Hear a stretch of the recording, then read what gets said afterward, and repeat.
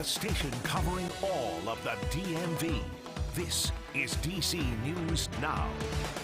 Developing on DC News Now at 10, panic at a Virginia elementary school. The teacher being shot inside her own classroom. And tonight, shocking allegations against a 6-year-old student who police say pulled the trigger. Plus, despite being closer, Republicans still have not elected a House Speaker, even after 13 rounds of voting. The latest on a debacle that's stalling the work in Congress.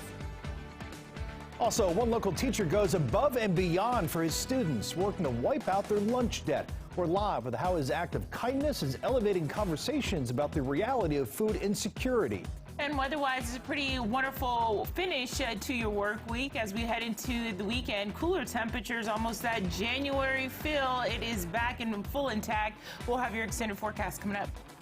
All right, good evening. Thanks for joining us for DC News Now at 10 on DCW 50. I'm Chris Flanagan. And I'm Tasmeen Mahfouz, and our top story tonight, disturbing news. Out on Virginia's Eastern Shore, an elementary school teacher shot inside her own classroom. The suspect, a 6-year-old boy. So it happened this afternoon at Rick Neck Elementary in Newport News. Dozens of police cruisers and ambulances swarming the scene as that first grader is taken into custody. That teacher now in the hospital being treated for life-threatening injuries. No students at the school were injured. Chris Horn with our sister station has more. At about 2 o'clock this afternoon, there was a report of a shot fired here at Rich Neck Elementary School in Newport News, Virginia. It turned out that it was a first grader who pulled the trigger, according to police. And the victim was an adult teacher. She was shot in the abdomen, we're told, and she's in the hospital tonight. We're not sure of her condition. However, there were a lot of tense moments for the parents. We were on the other side of the school for about an hour, and we saw parents filing out. People telling us they came down here as a nervous wreck, wondering what was really going on, and then joy and relief once they were reunited with either their son or their daughter here at Rich Neck Elementary. Of course, the question on everyone's mind this evening is, how did a first grader get a gun into the school back here behind me? We're going to be working on this throughout the evening and the weekend. In Newport News, Virginia, I'm Chris Horn. Meanwhile, new details tonight in a sex trafficking investigation in Montgomery County. We told you last night police were looking for more victims. And our Cheyenne Corin covers Montgomery County. She spoke to advocates about how predators are targeting the most vulnerable.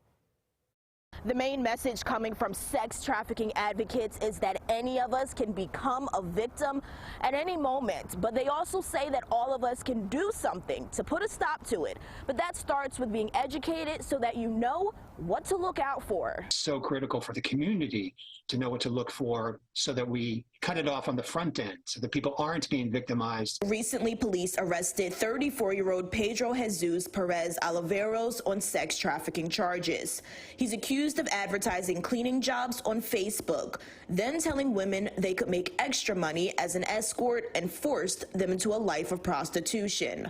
Court documents show he told one victim he wouldn't let her go without paying him $10,000. I mean, I think social media, all sorts of different, chat platforms and, marketplace platforms, I think it absolutely heightens the risk for vulnerable people. While anyone could become a victim of trafficking, those advocates consider most vulnerable are those who don't have a great support system, are looking for work, or recently arrived in the U.S.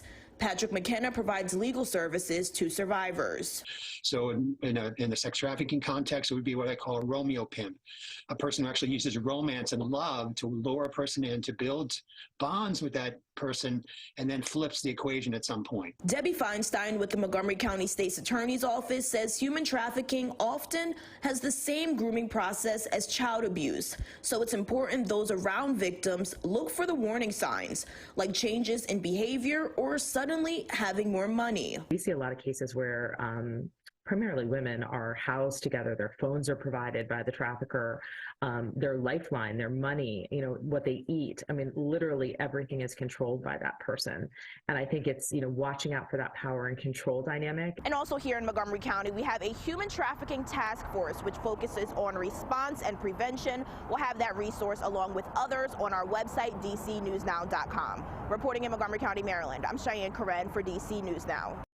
And tonight, the drama over who becomes the next House Speaker continues with a major new development. So after 4 days of failed votes, GOP leader Kevin McCarthy appears to be nearing victory.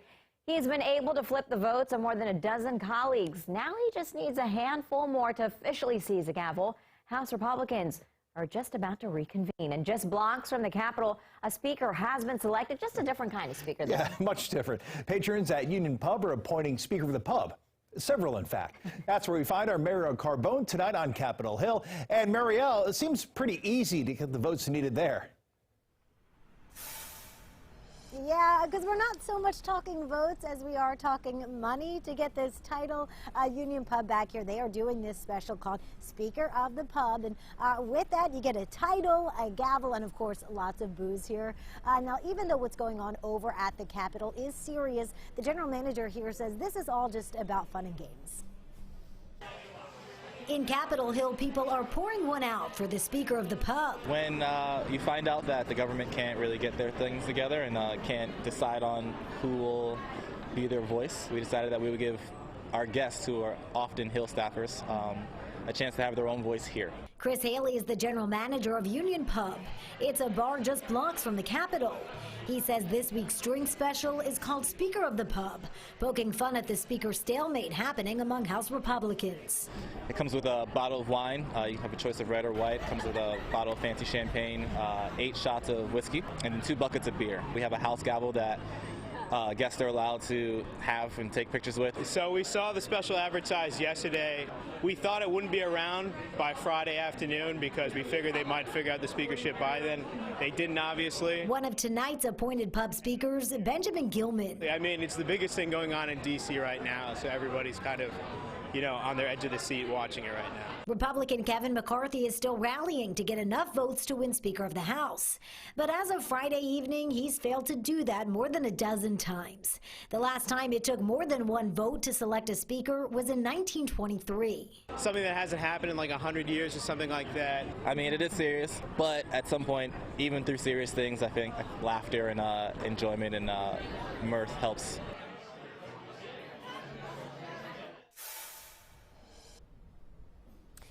All right, so if you're going to get that special, it's probably best to do it in a group. There's a lot to drink there. It costs $218. As far as Speaker of the House, it's unclear how many more votes it could take until we actually have one. Reporting live in Northeast D.C. tonight, I'm Marielle Carbone, D.C. News Now. All right, Marielle, thanks. I think they need to get the members of Congress over to Union Pub, have a few pints, and there we go. We'll get the speaker elected. Finally, right? Finally, right? I love it. All right, let's get a check on the forecast. Our chief meteorologist, Janessa Webb. And Janessa, the cool down, it is here. You've been telling about us all week. Yeah, it is finally here, and it's more typical January air that we are sitting under. Right now, our satellite composite radar is showing you a massive clearing that's taking place, not just here in the DMV. If you're doing some traveling to Philly this weekend, New York City, down to the Carolinas, Florida, all up and down the East Coast, we're actually dealing with a good amount of high pressure. I want to show you really our temperatures tomorrow morning. Look how much more they're going to continue to drop throughout your overnight into your early morning hours. This is actually the air temperature falling to about 32 degrees, 28 for Woodstock. This is not factoring in that northeasterly breeze that's kicking up at least 15 to 20 miles per hour. So the feel-like temperature in many locations going to be hovering in the 20s and even a few teens out towards the higher elevation. Now, tomorrow afternoon, we're not bouncing back too much. Highs will be normal for this time of year, about 43 to 45 degrees out towards Lexington Park, Culver County into Waldorf. You'll be slightly warmer in the upper 40s. So your temperature story, we're going to continue to be very cool, but we're also tracking precip as we go into your mid-afternoon Sunday in the form of rain, sleet, and even a little bit of snow. We'll look at that coming up. Janessa, thanks. Happening right now in Virginia, an active search for a missing teenager. This is 17-year-old Alexander Gahadar Smith, or Azan. Smith was wearing a denim jacket and jeans with a tan Watchman film shirt when he was last seen around 4:30 this afternoon along the Curtis Trail in Arlington, Virginia. That's near the 2800 block of 23rd Road North. You're asked to contact Arlington Police if you have any information about Smith's whereabouts. And developing tonight, a Northern Virginia teacher is working with others to solve a problem he believes is overlooked and hasn't gotten enough attention since the early days of the pandemic. Northern Virginia Bureau reporter Max Marcilla joins us live from Herndon Middle School. And Max, This teacher's trying to wipe out more than $1,000 in student lunch debt.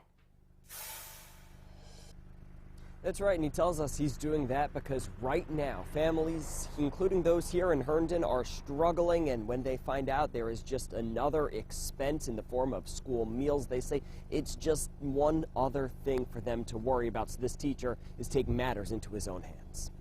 I love supporting students who are in need. I'm going to stand up for them.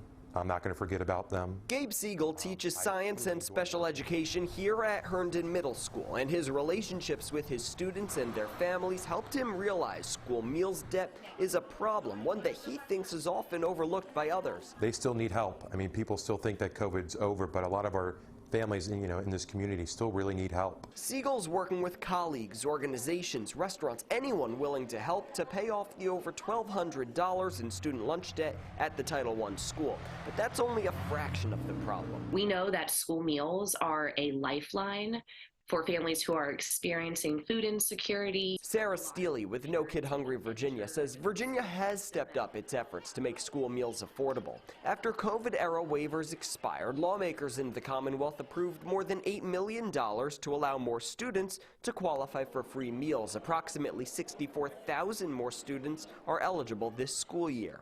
So proud of what Virginia did this year. I think that's a great first step, and there's potentially opportunity to do more. I just personally believe that families shouldn't have to worry about how much money they owe a school system. Steele says in Virginia, the focus should remain on expanding federal programs and a continuing commitment to spend available state funds, but that Siegel's efforts are a sign that people here are committed to help. It's a tough time, but I'm really grateful for folks like this teacher for getting us through. Now, Siegel tells us he has done something like this once before. Back in 2020, paid off the meals debt at a previous school he worked at, but said this year the reason noticed all the harm inflation has caused some of the families here in Herndon, and again wanted to help out. Reporting live at Herndon Middle School, Max Marcilla, DC News Now. Oh, an incredible gesture by Mr. Siegel there. That's awesome. Well, it's been 2 years now since the attack on the Capitol. That dark day making a mark on the district. Coming up, we'll show you how lawmakers honor those who died in the insurrection and those who protected them while they were hiding for their safety. Went to the store just to get fruits and vegetables. It's ridiculous. I got 3 food pantries out here every week. And just ahead, Inflation and You, the start of a DC News Now series highlighting local families navigating life with higher costs, how one single mom is doing it, coming up.